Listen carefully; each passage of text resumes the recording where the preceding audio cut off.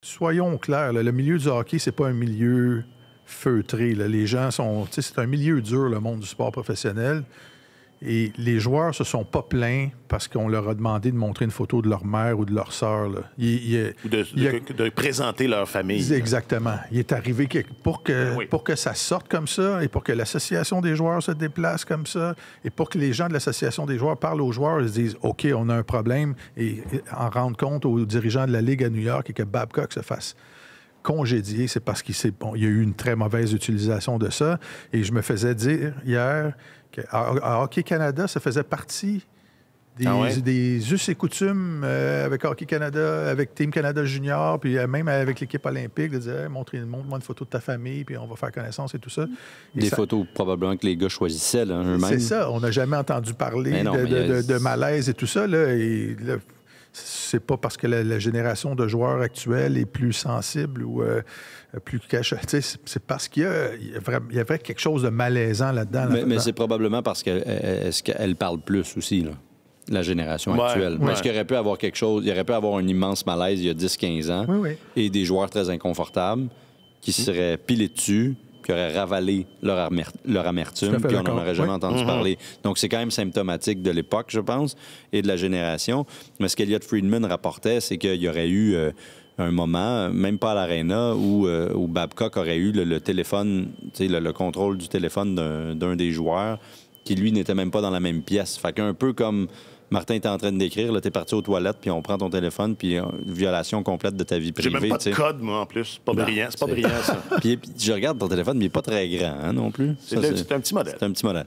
Mais bref, tout ça pour dire que si ça s'est produit comme ça pour vrai, bien là, on est complètement ailleurs, tu sais. Et encore une fois, ce que Friedman rapportait dans son balado et tout, c'est que c'est pas nécessairement les joueurs des Jackets, les jeunes joueurs des Jackets qui se sont plaints directement à Bissonnette, par exemple, mais qui parlent entre eux autres, qui parlent à leurs amis dans d'autres équipes. Là, oups, ça commence à se répandre comme une traînée de poudre. Puis il y en a là-dedans qui ont dit « Hey, ça en est venu aux oreilles. C'est pas vrai que ça va se passer comme ça. » Puis là, il y en a un qui parle à Bissonnette en disant « Écoute, il s'est passé ça, vérifie donc ça. » ou bon. Puis eux étaient sûrs de leur coup parce que lui en a jamais démordu là, en disant « Non, non. » C'est pas quand il y a eu les communiqués de Babcock et Jenner. C'est pas Babcock puis Jenner qui se disaient hey, « Montre-moi donc tes enfants. Regarde, moi, je suis allé au chalet cet été, puis regarde ça, on a fait du pédalo. » J'ai acheté un petit... un pédalo. Un petit pédalo. Regarde, oh, hey, ça doit pédaler. Non, c'est pas comme ça. Non, c'est pas comme ça. Ça n'a pas l'air de s'être passé comme ça. Et donc, là, il y a deux choses. C'est assez clair. On vient d'assister à la fin de la carrière de Bab. Mais comment, en tout cas? Alors, Darth Vader s'éteint. C'est terminé. C'est terminé. Ça, c'est une passe à palette à Jacques-Alexis pour mettre de musique. Quelle fin de carrière déshonorante. Et le décalage, c'était le meilleur entraîneur de l'histoire. Et là, c'est comme... Mais c'était visiblement un intimidateur. Oui, c'est ça, c'est le pire gars au monde. Des méthodes qui étaient acceptées ou du moins qu'on tolérait, exactement. Des méthodes qu'on tolérait à une certaine époque, puis c'est plus le cas aujourd'hui, tu sais. Alors, lui, c'est la fin de sa carrière. Ça nous mène à nous poser des questions sur comment ça se fait qu'ils sont venus à l'embaucher. Ouais. Parce qu'il y a du monde qui l'ont embauché puis qui ont décidé de donner une deuxième chance. Remarque, moi, je suis tout à fait pour ça, là. La réhabilitation. La réhabilitation, puis donner une seconde chance, quoique dans son cas... On peut probablement arguer qu'il y en avait eu plusieurs, là, mais... Puis c'était pas clair. Tu sais, Martin en a parlé. La notion de repentir n'était pas très élevée. Non, exactement. Dans la notion dont Babcock parlait, tu sentais pas qu'il n'y avait pas beaucoup de remords là-dedans. Il n'y avait pas une grande introspection, effectivement, ou du moins, ça paraissait pas. Alors... On peut se questionner sur le processus là, qui a mené à l'embauche de Babcock mené par John Davidson, le président, et le directeur général, Jarmo Kekalainen. Il y a ça aussi. Et moi, je me demande quelle trace ça va laisser dans le vestiaire. Là. Parce que tu as le capitaine, puis tu as ton joueur vedette, Johnny Gaudreau, qui sont deux gars de 30 ans, qui ont dit, ben voyons donc, ça a été complètement... Cette histoire-là est disproportionnée. C'est pas comme ça que ça s'est passé. Ça a été fait dans les règles de l'art. C'était pour apprendre à se connaître. Puis les gars avaient l'air très, très sincères. Ouais. Mais à l'autre bout, que ce soit... Puis là, je dis n'importe quoi, mais il y en a une gang de jeunes là-bas, là. Sillinger, Ken Johnson, Adam Fantilli qui viennent débarquer, Alexandre Texier qui a eu des problèmes, des troubles de santé mentale en France, qui revient... peut-être que, je sais pas, je dis n'importe quoi, là, mais peut-être que lui a fait comme, voyons donc, toi. Si jamais ça lui était arrivé. Alors, cette gang de jeunes-là, comment elle va réagir par rapport au fait que les meneurs de ce groupe-là sont allés dire publiquement, en gros, il ne s'est rien passé, là. C'est une histoire montée, là. Mais les deux versions peuvent être bonnes.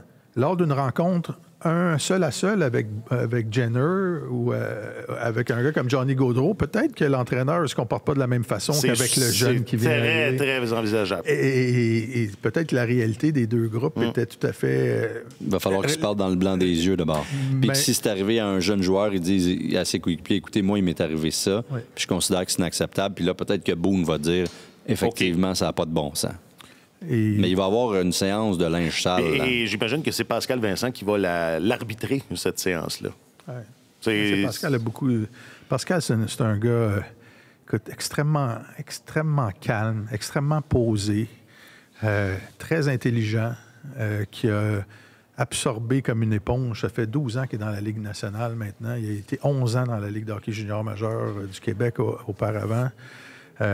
Il a beaucoup de vécu. Il connaît tous ces joueurs-là parce qu'il est dans l'organisation depuis 2 ans. Et ça fait très longtemps qu'il attend sa chance pour être dans la Ligue nationale. Je suis sûr tu peux pas être mieux équipé que ça pour faire tes débuts dans la Ligue nationale. Un nouvel entraîneur n'arrive jamais dans un contexte, ou rarement dans un contexte favorable. C'est rare que l'entraîneur qui vient de gagner la Coupe Stanley te laisse son équipe puis qu'on dit, bon, ben pars avec...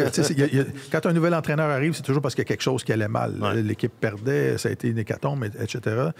Mais lui a la chance, moi je trouve jusqu'à un certain point, il a la chance d'arriver dans un groupe de joueurs qu'il connaît. Il a aidé, il était là quand ils ont préparé le camp d'entraînement, il y avait les plans qui étaient dressés, il y avait déjà la touche que lui avait contribué à mettre là-dedans. Il va peut-être ajuster son système et tout, mais il connaît tous les individus qui sont là, il sait ce qui s'est passé. Alors, je trouve qu'il est quand même bien équipé pour prendre le gouvernail et dire, OK, les gars, on part, puis ça va aller dans la bonne direction. Et en plus, il n'y aura même pas besoin d'être l'adjoint de Babcock cette année. Ça, c'est pas beau, ça? C'est un plus, là.